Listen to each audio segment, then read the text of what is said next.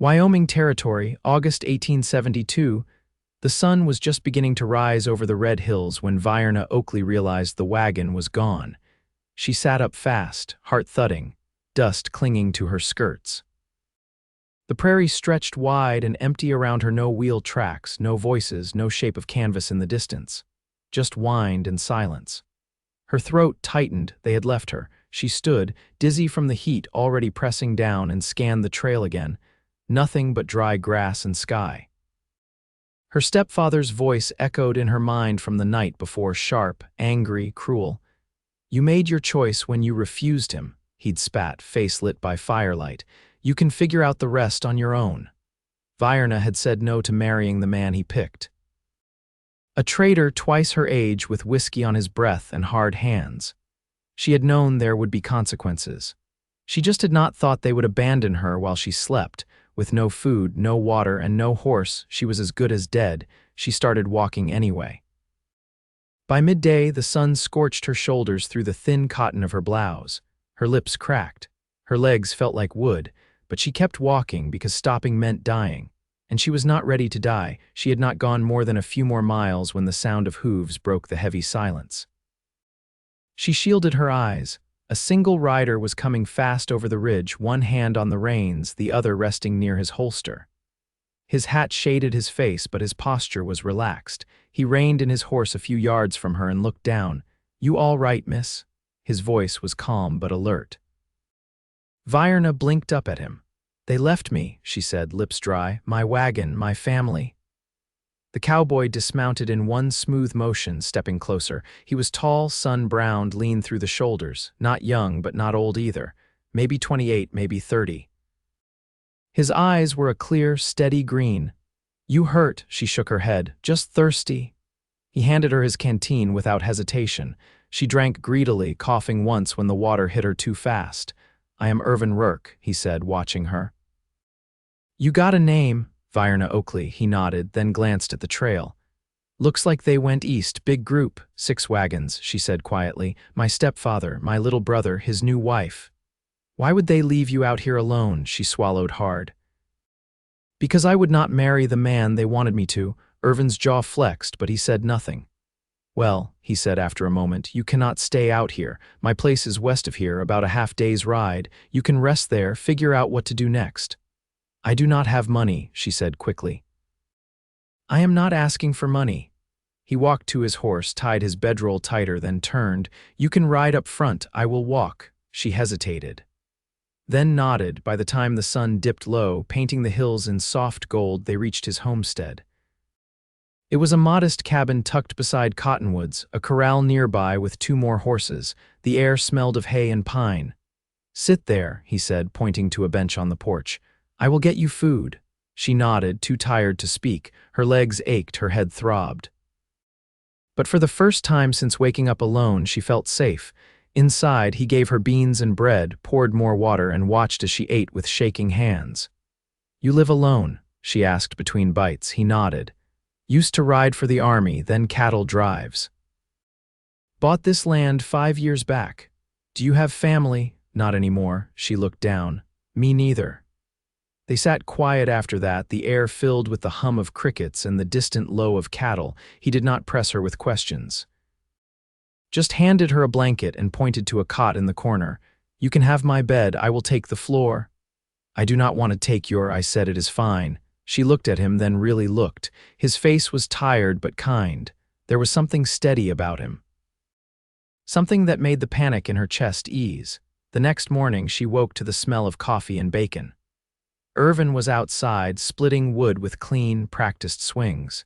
She watched through the window, unsure what to do. She had nowhere to go, no one waiting for her.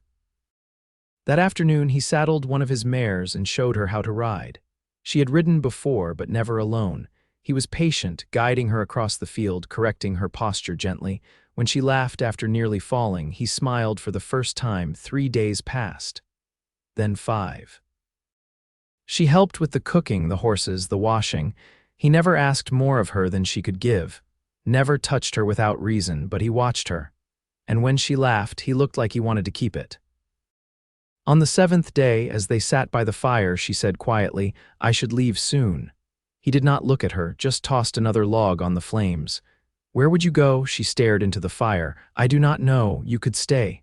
She turned to him, heart pounding.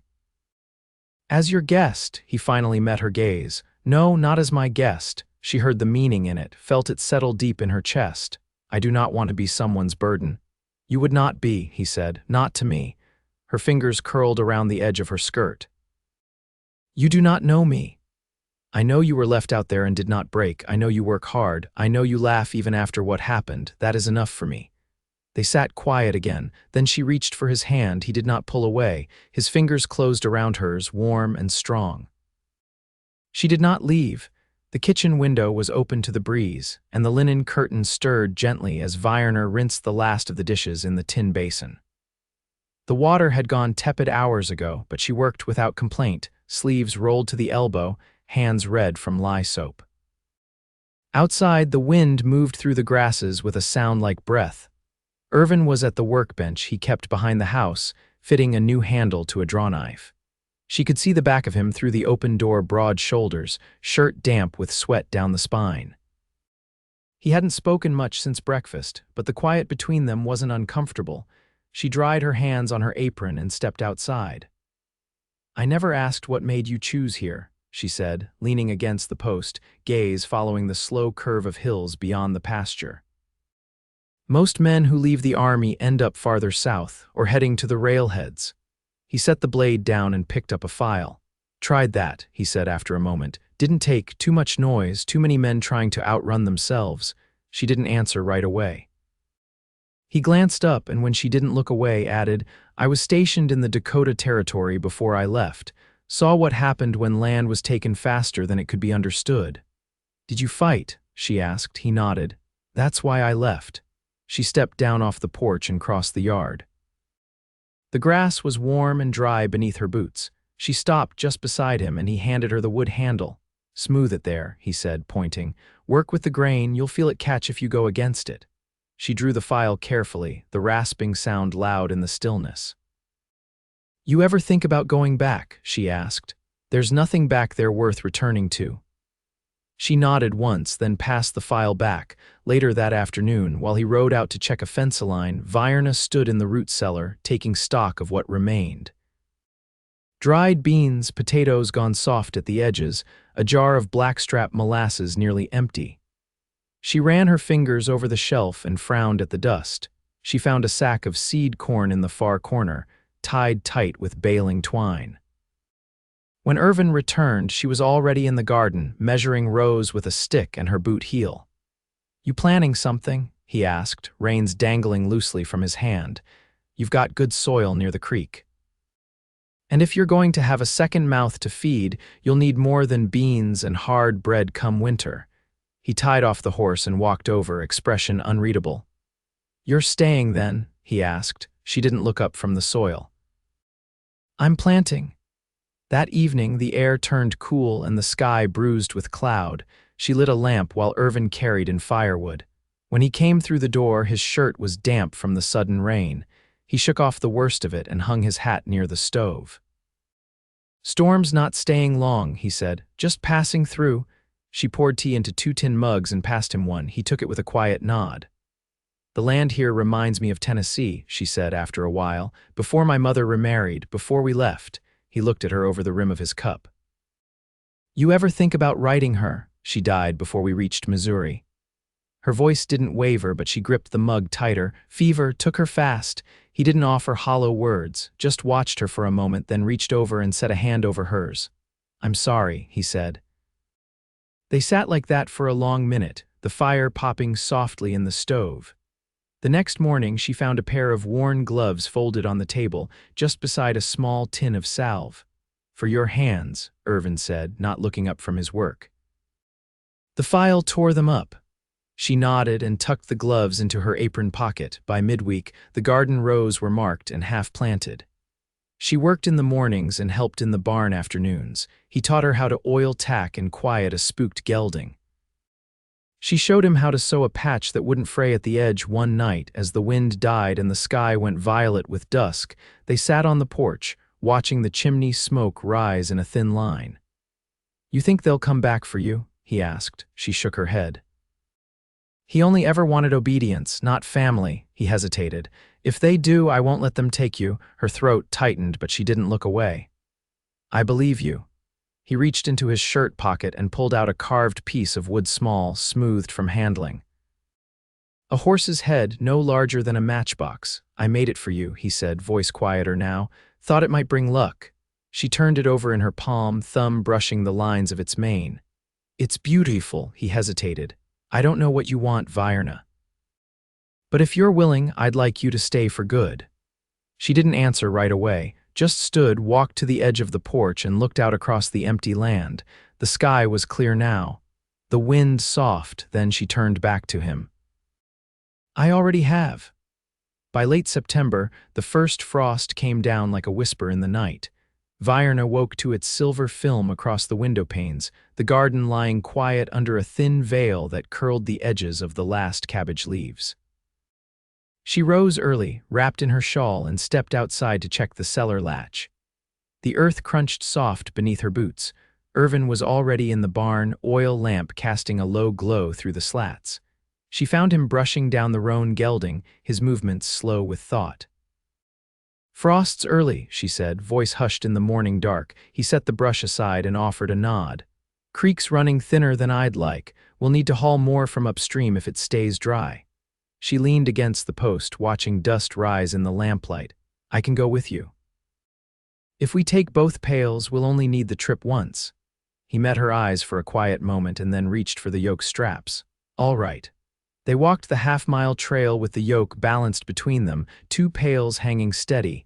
The air smelled of pine pitch and cold stone.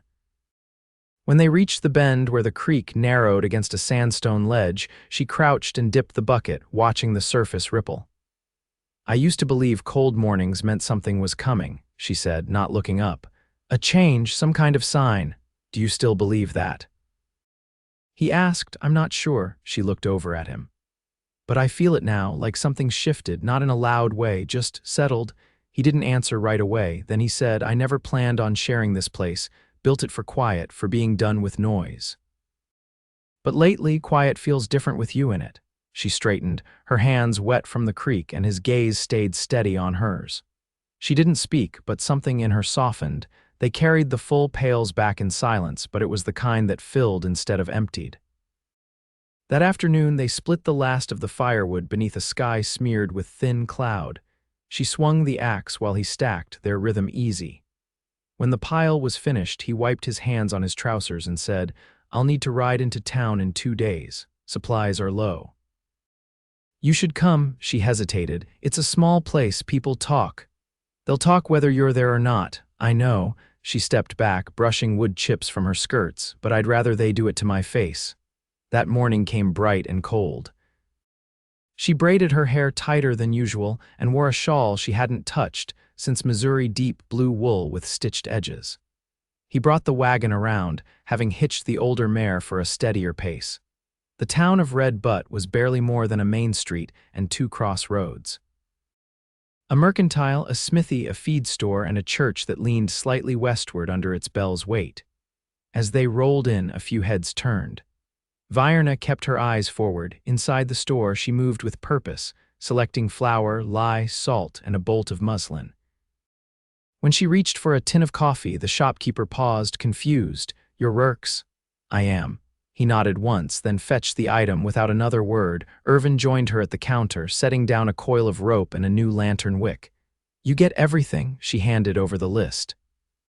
He didn't blink at the extra items, just counted out the coin and thanked the man. Outside, she waited as he tied the parcels. A woman in a gingham dress passed by with a basket and gave her a long look. You've been here a whole month, the woman said, voice high and clipped. Funny we haven't seen you before. I was tending to what needed tending, Virena said evenly. The woman sniffed. Well, word is he's been alone since his brother died. Hard man, they say. Virena tilted her head. Hard doesn't mean unkind. The woman blinked, then moved on. Irven stepped beside her. You didn't have to answer her. She wasn't asking, she said. He looked at her then, something unreadable in his expression. You're not afraid, are you? Not of them. Her words hung between them the whole way home. That night she pulled the muslin from the parcel and began to cut it into lengths by firelight. He watched from the table, sipping the last of the coffee. "What are you making?" "Curtains," she answered. "The sun hits the pantry too hard in the morning." For a long moment he was quiet. Then he said, "You're doing things like this is yours." She tied off a thread and met his eyes. "It is, if you'll have me." He stood slowly, walked over and knelt by her chair. One hand reached up, brushing a stray curl from her cheek. "I already do," he said. She leaned in, and their foreheads touched, nothing rushed, nothing spoken beyond what had already been understood. The fire crackled soft beside them, and outside the frost came again. But inside, everything was warm. The first snow came sudden and heavy, laying thick across the pasture before the sun had settled behind the ridge. Virena stood at the window, fingers curled around the sill, watching flakes gather along the fence rails and the sloped roof of the barn. The livestock were in, the cellar was stocked, and the last of the root vegetables hung in braided cords from the rafters. Behind her, Irven stoked the fire until it burned steady. The light from it cast long shadows across the floorboards. When she turned, he was watching her. "You ever had a winter this far west?" he asked. "Not like this," she said, stepping away from the glass. "Back east, snow never stayed long. Here, it feels like it means to last." He nodded once, then crossed the room to the stove. The kettle was already beginning to hum, and he poured the hot water over dried rose hips she'd gathered before the frost took the last of the wild bushes. "I carved something," he said, setting the mug in front of her on the table. She sat, the steam rising between them. "Another horse?" He shook his head and reached into the bag at his side. What he pulled out was a small box, no bigger than her hand, the lid fitted smooth, the corners joined with care. "For your sewing needles," he said. "Figured you shouldn't have to keep them wrapped in scrap cloth." She ran her fingers along the grain. "You made this," from the walnut tree behind the barn. Took a while to get the dovetail right. She opened it, saw the velvet scrap he'd tucked inside to keep the points from shifting. Her throat caught before she could speak. "I've never had anything made just for me," she said at last. "There'll be more," he said quietly. That night, while the fire burned low and the wind pushed against the walls, she watched him mend his boot by lamplight. His fingers worked slow, deliberate, pulling the waxed thread through the leather with practiced ease. She set down her stitching and folded her hands in her lap. "How did your brother die?" she asked. He didn't look up. "Snakebite, out near the Powder River. Took his horse to check a trap line, never made it back." "I'm sorry," she said, her voice soft. He nodded once. "He was the last of them. After that, I quit drifting." She didn't speak for a while, letting the silence breathe around them. "My mother sewed by lamplight like this," she said. She used to hum under her breath, never loud, just enough that you could feel it in the floorboards. He set the boot aside and leaned back in the chair. "What did she hum?" "Church hymns, mostly, but sometimes old ballads. The kind that sound like they've been sung for 100 years. She stood and crossed the room, taking the lantern from the hook. "Come with me." He raised a brow, but followed. Outside, the snow had stopped. The moon hung low and full, silver light catching on every branch and rooftop. She led him toward the pasture gate, the lantern casting a golden circle at their feet. "I want to remember this," she said. "The quiet, the way the snow holds the world still." He stepped closer, his breath clouding in the cold.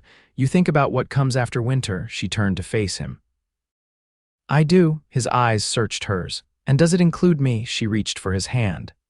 "It wouldn't feel real without you." He drew her in, slowly, careful as always. When he kissed her, it was without urgency.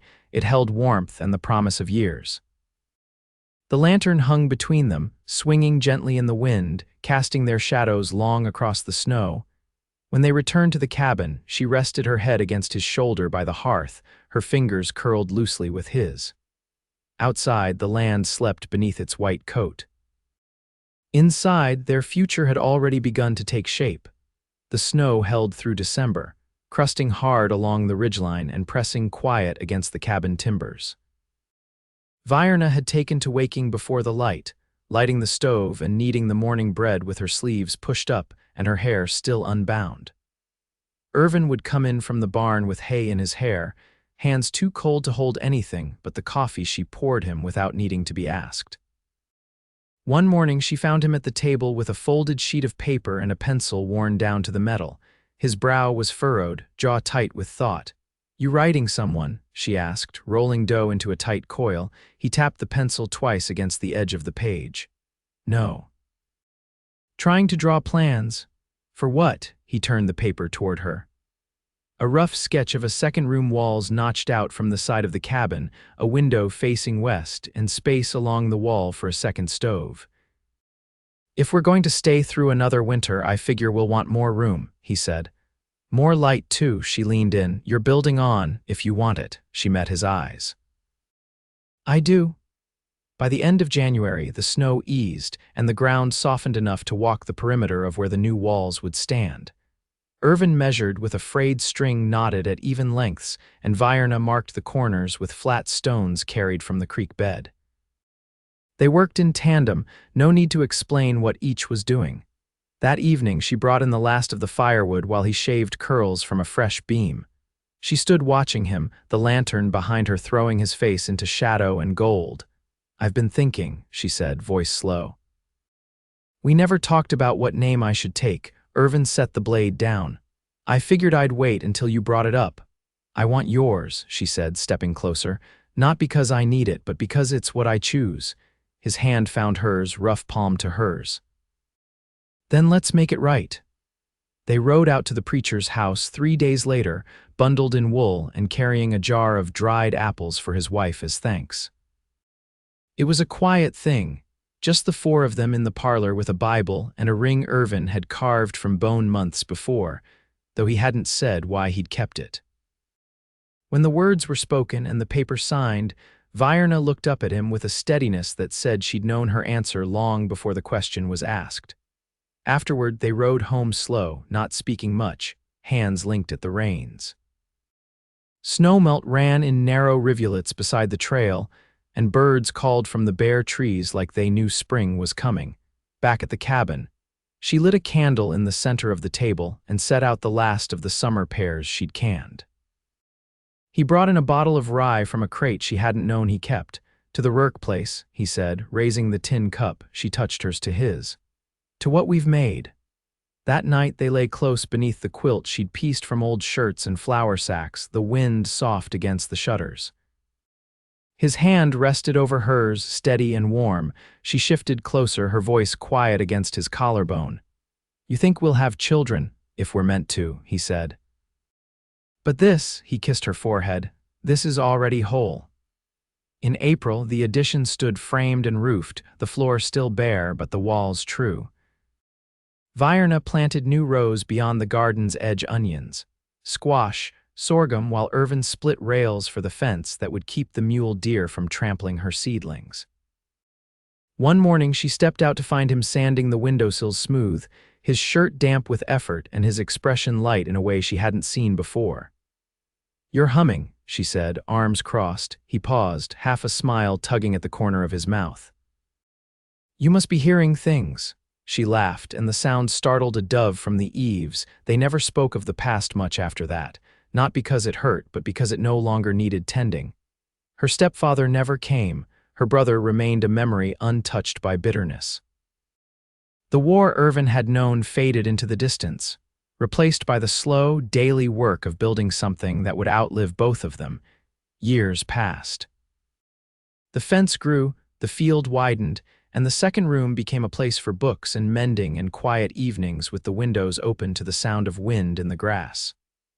A cradle came, carved from pine and set near the hearth, though they waited long before it held anything but blankets and hope. When their daughter was born on a warm July morning, Virena held her close and whispered her mother's name into the tiny shell of her ear. Irven sat beside them, one hand on his wife's back, the other cradling the child's foot like it was the most fragile thing in the world. They built her a swing between the cottonwoods, taught her to ride, showed her how to read by lamplight and how to listen when the land spoke in wind and silence. On clear evenings, the three of them would sit on the porch, Virena's head against Irven's shoulder, their daughter curled between them, asking questions about the stars. They never rushed the answers. Time moved slow, like the seasons they'd come to understand. And in that slowness, they found everything they'd ever needed. A home built by hand, a love grown from kindness and care, and a quiet happiness that asked for nothing more than what it had. They never left the land. They never needed to.